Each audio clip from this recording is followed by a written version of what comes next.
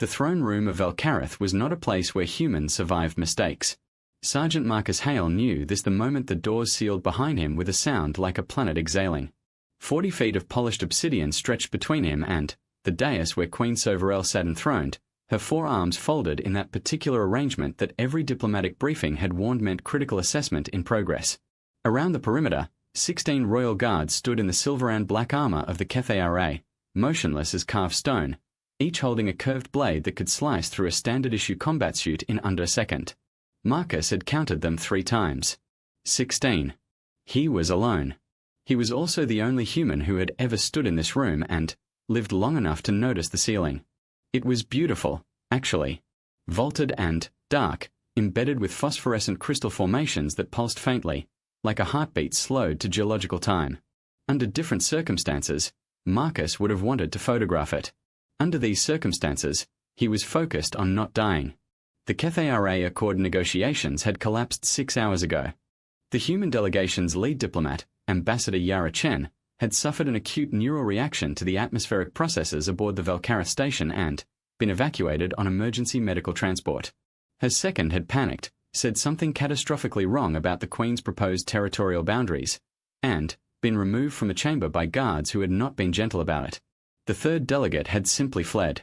That left Marcus, a sergeant, a security escort who had been promoted exactly once in 8 years and whose diplomatic training consisted of a 4-hour module called Cross-Species Courtesy, a practical overview. His orders, transmitted directly from the colonial authority via earpiece 30 minutes ago, were simple and terrifying. Do not let negotiations collapse. Keep the Queen engaged. A fleet response is 14 hours out. You are all we have.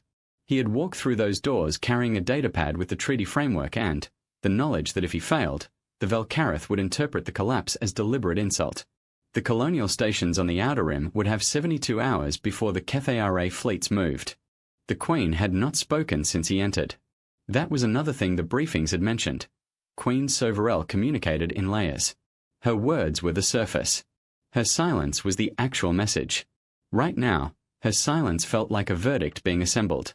Marcus stopped at the designated position, the small circular marker inlaid in the floor at a respectful distance from the dais.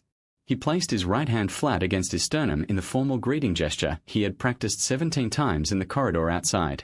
He kept his eyes level, not submissive, not challenging. "Your Majesty," he said. "I am Sergeant Marcus Hale. I represent the colonial authority of Earth's Outer Rim settlements. I am aware that the circumstances of my presence here are irregular. I ask your patience." The Queen regarded him. She was tall, even-seated, her exoskeletal crest catching the crystal light above, her 4 eyes, 2 primary, 2 secondary, arranged in a vertical line, all focused on him with an intensity that felt physical. She wore no crown. The Kethara queens didn't. The briefing had explained that their authority was understood to be fundamental, not decorative. Symbols of power were considered an insecurity. She said nothing. A guard to Marcus's left shifted almost imperceptibly. He noticed it because he'd been watching all 16 of them since he entered. The shift was not a threat. It was something else. Anticipation, perhaps. Marcus had prepared remarks. The colonial authorities' negotiators had spent 3 weeks crafting them, polishing the phrasing to navigate Kethara sensitivities around territorial language, around resource designation, around the 17 specific terms that translated poorly and had caused offense in prior sessions. The remarks were stored on the datapad. They were careful, measured, and politically calibrated. He looked at the Queen and understood, with sudden cold clarity, that careful and measured had already failed 3 times today. He set the datapad down on the floor beside his feet. The nearest guard's posture changed by a fraction. The Queen's secondary eyes, the ones the briefing said tracked movement rather than expression, shifted briefly to the datapad, then back to him. Marcus said the only true thing he could think of. "I don't know why you would negotiate with me," he said. "I'm not qualified for this room. But I'm here because my people need more time, and I couldn't send anyone else, and he stopped, steadied himself. "I don't have a speech prepared that's worth your attention. What I have is an honest question, if you'll allow it." The silence stretched. Then, for the first time, the Queen moved. She unfolded one of her upper arms and extended it slightly, palm, if Cathar anatomy permitted the word, turned upward. It was, the briefing had said, the gesture for proceed. Marcus exhaled. He was still alive. That meant something. He just didn't know what yet. The question Marcus had intended to ask was about the territorial boundary dispute. Specifically, about the 40-kilometre buffer zone the colonial authority had proposed and, the KTRA had rejected in the second session, citing historical claim to the asteroid field designated HR 7714. It was a legitimate question. It was relevant to the negotiations. It was the kind of question a diplomat would ask. He did not ask it. What came out instead, in the half-second between the Queen's gesture of acknowledgement and his prepared opening, was this: "Do you actually enjoy any of this?" The words left his mouth and did not return. The throne room went so quiet that Marcus could hear the crystalline ceiling pulsing. He could hear his own heartbeat. He could hear, or imagine he could hear, the sound of 16 sword hands tightening on 16 curved blades. He had not planned it. The question had assembled itself from somewhere below his training, below his fear, from the part of him that had spent 6 months watching diplomats perform for each other while the actual problem, the thing underneath the territory and the resources and the carefully worded clauses, went entirely unaddressed. Queen Soverel had attended 11 sessions. 11. Marcus had reviewed the transcripts. In every single one, she had been present, she had listened, and she had said almost nothing. Her advisors spoke. Her ministers negotiated. She watched. It was the behavior of someone who was either supremely confident or profoundly exhausted. Marcus had, apparently, asked which one. The Queen's primary eyes did not move. Her secondary eyes tracked the room in a single slow arc, not out of distraction, he realized, but as a reflex, checking the court's reaction before deciding her own. He watched the court's reaction. It was not what he expected. The ministers on the left side of the dais, 4 of them, in layered robes that indicated high administrative rank, had gone very still in a way that was distinct from disciplined stillness. This was the stillness of people who had made a calculation and were waiting for an outcome. 2 of them had their eyes on the Queen. 2 of them had their eyes on each other. The guards had not moved. All 16, not a fraction of repositioning. That steadied Marcus slightly. In his experience, guards moved when their charge was in danger. The fact that they hadn't suggested his existence was not yet considered a threat requiring resolution. The Queen's chief advisor, a tall, angular figure named Vesrath who had spoken more words in the 11 sessions than everyone else combined, had turned to face the throne directly. His posture was rigid. Not with alarm, Marcus thought. With attention. Then, the Queen spoke. Her voice was lower than he'd expected. The briefings had described KTRA vocal range as resonant, multitonal, which was accurate but inadequate. When she spoke, the sound had texture, like something pressing gently against the inside of the chest. "You ask that question," she said, "as though the answer is visible and I have simply declined to share it." It was not a rebuke.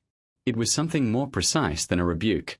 "I think it might be," Marcus said, and, then, immediately regretted saying it. But the Queen did something unexpected. She tilted her head, a gesture the briefings hadn't covered, which meant either it was rare or the briefings were incomplete. Her crest shifted slightly, the plates rearranging in a pattern Marcus couldn't read. "My mother negotiated the original accord," she said. 41 years ago. She sat in this room with your Ambassador Delegate Soros and his 12 advisors, and they spoke for 9 days. On the 9th day, Delegate Soros asked my mother if she was tired.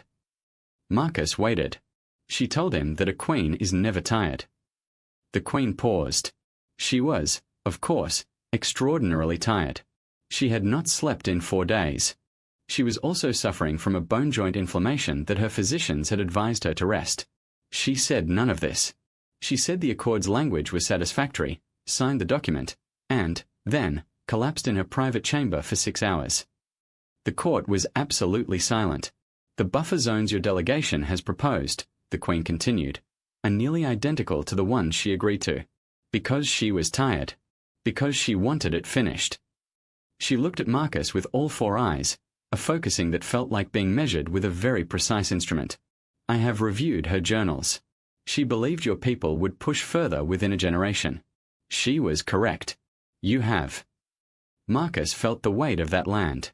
"That's why you haven't been speaking in the sessions," he said, before his better instincts could stop him. You're not deciding whether to negotiate. You're deciding whether negotiating is worth anything. Something moved across the Queen's expression. He didn't have the vocabulary for it.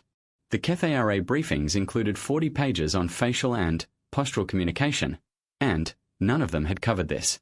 Vesrath made a sharp sound, short, clipped, the KTRA equivalent of a warning cough. The Queen silenced him with the slight elevation of one finger. Sergeant Hale, she said. You are not a diplomat. No, Marcus agreed. You have said two things in this room that none of your predecessors have said in 41 years of sessions. He waited. You admitted you were unqualified, she said. And you asked a true question. She unfolded her second upper arm to join the first, both extended slightly, a gesture the briefings had covered. It was not a request. It was not a command. It was something between them, a door left open without the courtesy of being decorated. Marcus picked up the data pad from the floor. Not to use it. Just to hold it while he thought. Every accord your people have signed with ours, he said slowly, has been about where the line is. If the accord included a provision for designated expansion corridors, jointly mapped, jointly maintained, with KTRA advisory rights over environmental classification, the line wouldn't need to move because it would already have somewhere to go. The room did not erupt. It did the opposite. It compressed. Vesrath spoke in rapid KTRA, low and clipped. Marcus's earpiece struggled and caught fragments. Unilateral, precedent, advisory rights. The Queen raised one finger again. Vesrath stopped. Advisory rights, the Queen said carefully. You are offering the KTRA a formal role in determining how human expansion proceeds. I'm suggesting it, Marcus said. I don't have the authority to offer anything. I'm a sergeant. But the principle, yes. If your people have a seat in the process, you have more than a border. You have influence over what happens beyond the border. And your colonial authority would accept this. Marcus thought about the 14 hours before the fleet arrived. He thought about the colonial stations on the outer rim, the people on them, the ones who had no idea this conversation was happening. They would accept it, he said. If it prevented a conflict they can't win quickly and can't afford slowly. It was the most honest assessment of human vulnerability he had ever offered to anyone, let alone a foreign sovereign. The colonial authority would probably reprimand him for it. If there was a colonial authority left to do the reprimanding. The Queen looked at him for a long time. Then, she did the thing that shocked the court. She laughed. It was not what human laughter sounded like. The KTRA equivalent was a rapid exhalation through secondary breathing vents, a sound like wind finding a sudden gap in something solid. It lasted only a moment. But it was unmistakable, and Marcus knew it was unmistakable because every minister, every official, every robed figure on that dais reacted as though the floor had shifted. Vesrath physically stepped backward. Two ministers exchanged a look of pure bewilderment. In 41 years, the Queen said, when the sound had subsided, no human has told me directly that your civilization is afraid. She settled back slightly in the throne, and, for the first time, she looked less like a monument and more like a person who had been very tired for a very long time. Your diplomats have been extraordinarily skilled at making fear sound like confidence. Probably better diplomacy, Marcus admitted. Perhaps, she said. But I have been in this room for 11 sessions deciding whether your people were capable of honesty. She looked at him steadily. It turns out it required removing all your diplomats and sending a soldier who had not been taught how to perform. The next 4 hours were unlike anything in Marcus's experience, which included a firefight on Kepler Station and 2 zero-gravity equipment failures. The Queen did not resume formal negotiation. She did not call her ministers forward. She dismissed the outer court entirely, a gesture that caused visible distress among several officials, and spoke to Marcus directly, with Vesrath remaining as a silent witness who occasionally provided technical context when asked. She asked about the colonial stations. Not their coordinates or their political designations, their structure. What they were built from. How many people lived in them. What those people did. Marcus answered everything he knew, which was more than he'd expected, having spent 6 months aboard the stations as a security escort before this assignment. She asked about the children. Children. Marcus said. Your species reproduces biologically, the Queen said, with the precision of someone stating a fact they find interesting rather than obvious. The stations host families. Children. What do they understand of the Kethara? Marcus thought honestly about this. Stories, he said. They know you're the civilization that controls the inner asteroid fields. They know the treaty flags. Some of them have seen Kethara vessels at distance. He paused. I don't think any of them have ever met a Kethara in person. The Queen was quiet for a moment. Vesrath, she said. The advisor stepped forward. The proposal that Sergeant Hale has described, she said. Designated expansion corridors with joint mapping and advisory rights. Draft its framework. Vesrath looked at Marcus with an expression that translated, across all species barriers, as you have absolutely no idea what you've started. Your Majesty, Vesrath said carefully, such a provision would require ratification from the Assembly of Reachers. It would be unprecedented in scope. Draft it, the Queen said. Vesrath bowed and withdrew. Marcus stood in the suddenly quieter room and realized his hands had stopped shaking at some point in the last hour. He wasn't sure when. I should tell you, he said, that I don't have authority to commit the colonial authority to any of this. What I've said today is, it's a framework, a suggestion. There will have to be formal sessions, actual diplomats, ratification processes on our side too. I know, the Queen said. So what we've actually accomplished today is that I have decided to continue, she said. That is what today accomplished. She looked at him calmly. I was not going to. Before you entered this room, I had informed Vesrath that I would end negotiations at the close of the formal session and allow events to proceed as they would. The words settled over Marcus like cold water. The fleet response, he said. The colonial authority was already preparing for conflict. Yes. As was I. The Queen tilted her head again in that gesture the briefings hadn't covered. It is the shape of these things. Both sides perform confidence until one side is forced to act. Then, there is destruction, then, negotiation under different conditions, and the new conditions are nearly always worse than the old ones. Marcus thought about what she had said about her mother, about the 9 days, about the bone joint inflammation and the 6 hours of collapse afterward, about the boundary that had moved exactly as predicted. You didn't want to do it again, he said. No, the Queen said. I did not want to do it again. Neither do we, Marcus said. For what it's worth. The people making the decisions are afraid of the cost. They're just not allowed to say so. You said so, she said. I'm not a diplomat. No, she agreed. But perhaps that is what this required. The Colonial Authority fleet dropped out of transit 14 hours and, 20 minutes after Marcus had walked through the sealed doors. By that point, he had been in the throne room for 11 hours.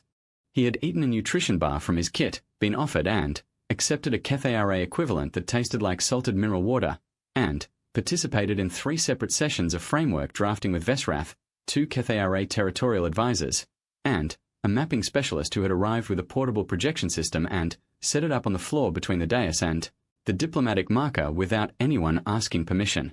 The fleet's arrival triggered an immediate alert on both sides. Marcus's earpiece filled with voices. The Kethara monitors registered the transit signatures and, for Kethara patrol vessels, moved to observation positions.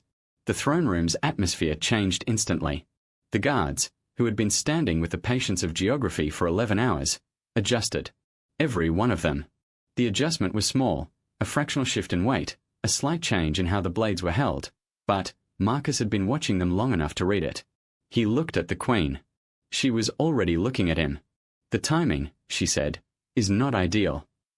No, Marcus said. I'm going to need to contact them.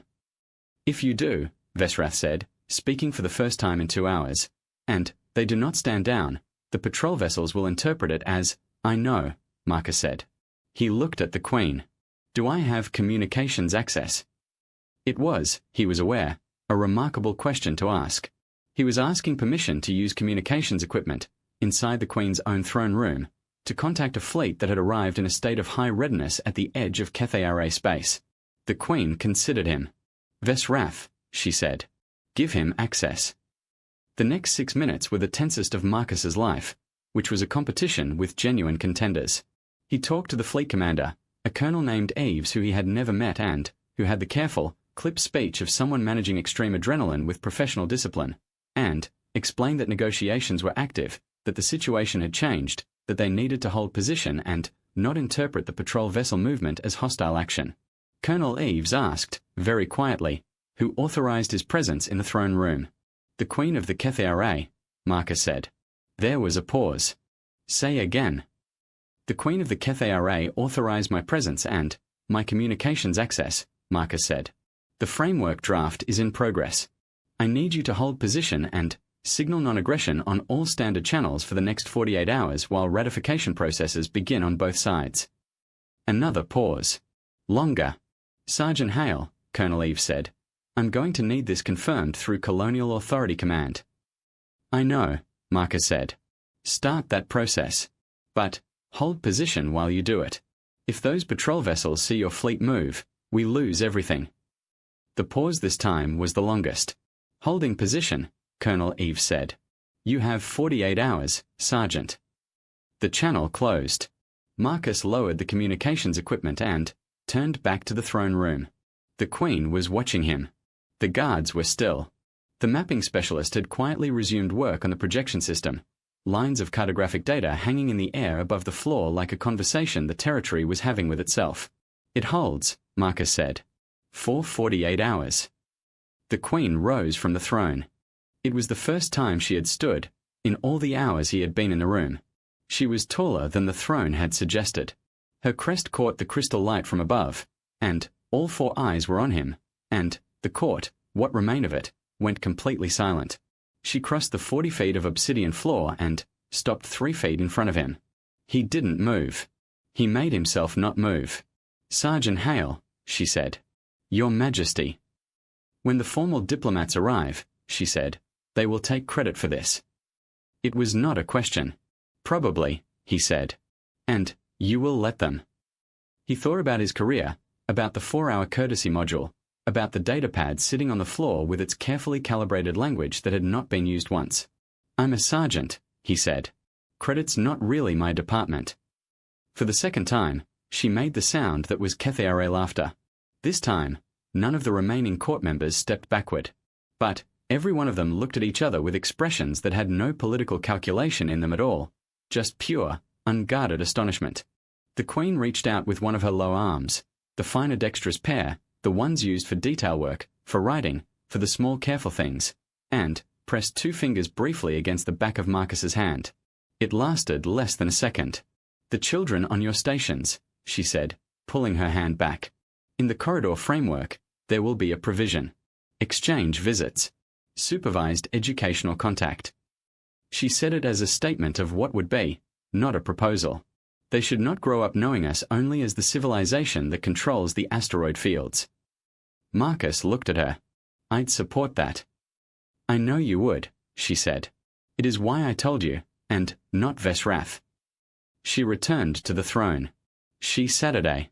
She folded all 4 arms in the arrangement that the briefings had labeled formal engagement mode, and looked at the mapping specialist. Continue, she said. The cartographic lines resumed their slow conversation with the air. Vesrath moved back to the table. The guards settled into their patient geography. Marcus picked up the datapad from the floor, crossed to the table, and sat down in a chair that no human had ever sat in. Outside, in the deep dark of the border space, 2 fleets held position and waited. Inside, the work continued.